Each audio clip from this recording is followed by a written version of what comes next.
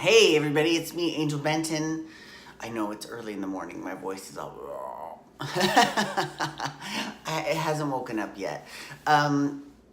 This is another edition of Angel Sudsy Recap, where we delve into the world of daytime television and we do a few reality shows on the side for now.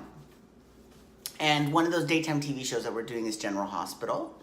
So I'm feeling really good because the General Hospital fan club weekend is at the end of this month. So I'm very, very much looking forward to that. That ought to be so much fun.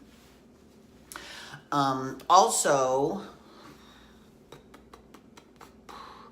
I'm feeling better because even though like I could have gotten a lot further ahead, I felt like I needed that day on Wednesday to clean the apartment, so I did. So I feel great about it now. So there you go. Okay. All right, so let's talk about General Hospital, what happened on General Hospital this week. So on General Hospital,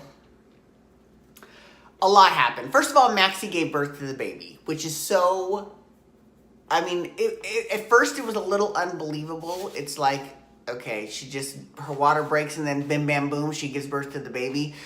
You know, but some people do have births like that. That is true. Like, you know, not everyone has to have like 48 hours of labor or something like that, you know? Like some people just, you know, and it was premature. But I've got to say, the little boy that they have playing her little boy is fucking adorable. Adorable. He is so cute and so good. Like, a lot of times when babies are born and they get yanked out of their mother's vagina, they've got, they're crying, you know. Do you remember on The Real Housewives of Atlanta when Phaedra Parks gave birth to Aiden? And what was her first words to him? Oh, gross. Her first word as a mother. But he did have like slime and stuff on him, but that's what kills me even more is that, you know, he was screaming, and Aiden was screaming and crying when he was born, but when this little baby born, James, so cute. When James was born, you know, he's got that stuff on him, but he's just sitting there. I love it. I love it. I think he's fantastic. Okay. And he's so beautiful too. I do love babies. I think they're really cute. Okay. So that happened. Peter actually delivered the baby because Peter and Maxie had, God, a lot happened this weekend. Okay, so Peter and Maxie had left the nurse's ball. She had to go to the hospital because her water broke. And then next thing you know, she's not going to make it. The baby's coming right now. So she pops the baby out and then he calls an ambulance and they come and take them to General Hospital. Then he goes to meet his mother because that's exactly what Anna had set up, that he would arrange to meet Anna at Pier 55. Now, what happened next was kind of weird because, you know, while this is going on, Sam and Jason have figured out that Peter is Heinrich. And they've enlisted Spinelli to come kind of look through his emails to find out where he's going to be. And that's when they find out that Anna had double-crossed them. And next thing you know, Anna shows up to meet with Heinrich.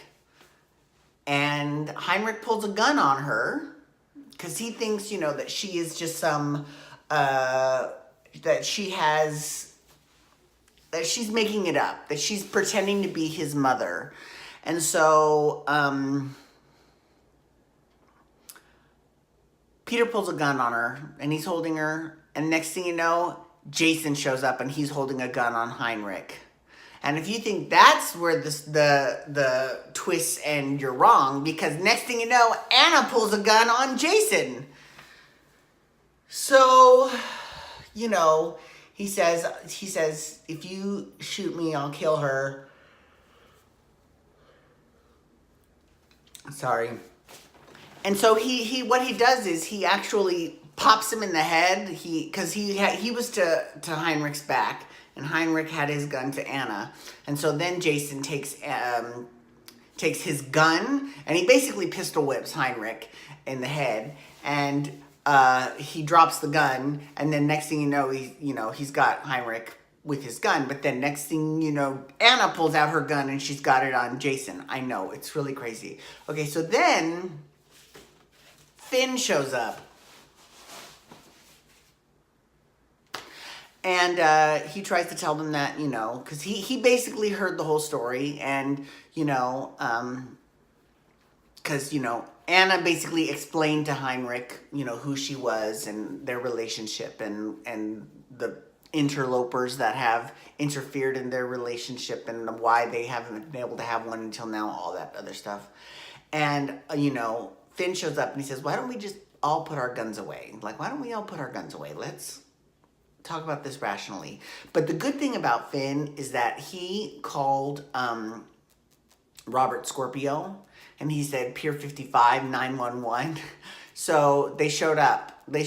Robert Scorpio and the police showed up, and then they arrested Heinrich. And then, of course, Anna. I mean, Finola Hughes, I've got to give her props because she did such a good job acting this out. Like, most people would be like, okay, this is ridiculous that I've had a child for all this time. I mean, like, and whenever they retcon someone's history like that, they did it with Erica Kane on All My Children, with Kendall. And, oh my God, don't get me started. That's a whole other rant. That's a whole other video. I'm not going to go on to talk about All My Children because it's ridiculous. Whenever they retcon someone's history, an actor can be like, oh my God, right? Because unless your show is like a ridiculous, like crazy show, Days of Our Lives, it's difficult to pull off.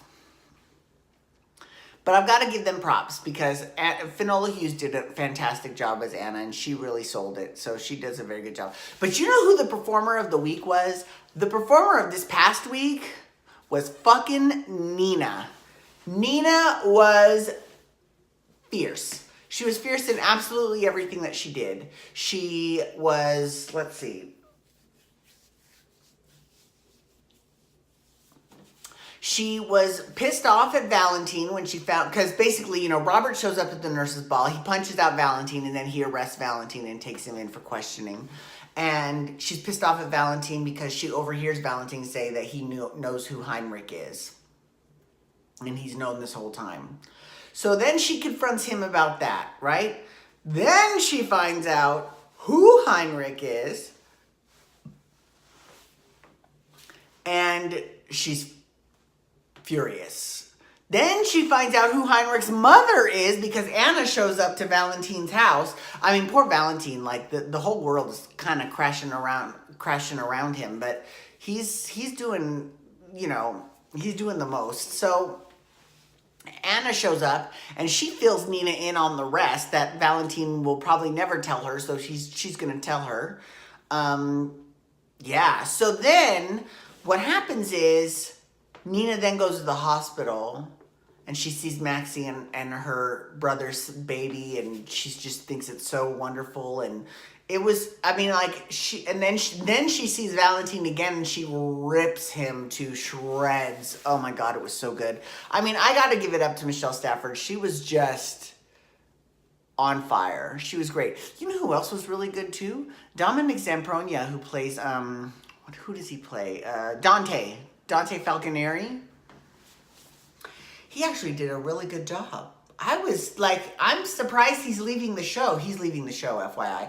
And let's talk about this real quick because I wanted to mention this. You know how Nell fell down the stairs, as she was pregnant? I was just talking on a Days of Our Lives recap a while ago about how, Days of Our Lives is like the litmus test of pregnant women falling down the stairs.